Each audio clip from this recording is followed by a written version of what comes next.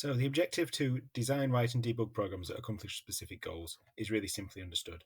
All you have to do is be able to create a program to do something, and if it goes wrong, work out why it's not. So for this example, I'm going to make a quick program and I want to do keepy uppies with this football. So the football is going to be falling down the screen and I'm going to keep it up by tapping it with the mouse, a bit like a keepy uppie. So the mouse is like my foot.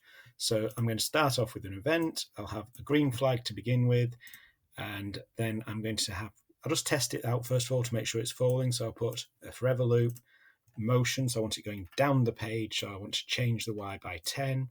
So when green flag is clicked, change Y by 10, and it's going to keep doing that forever. Oh, okay.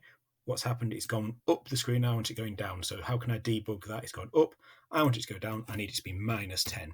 Now it's also a bit fast, so I'm going to change it to -1 rather than -10.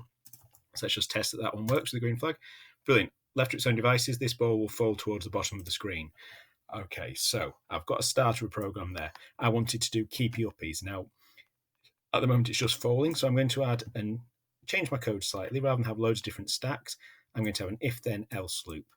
And I'm going to have sensing, because I've got a little shape for sensing. If touching mouse pointer, I'm going to have change x by 10.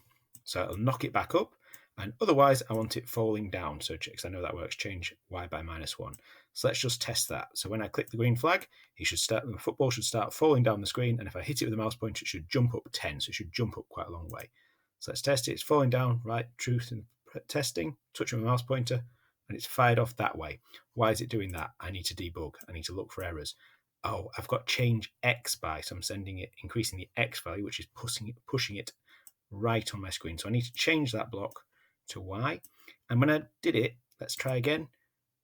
I'm getting there now. However, it's not going very far when I hit it with the mouse. So let's make that into 40. Let's give it a big kick each time I touch it with the mouse. Let's try that again. Fantastic.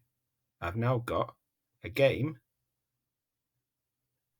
that accomplishes my goal. There's lots I could do to it. So now the next part of this objective would be looking to advance it. Could I have a variable keeping track?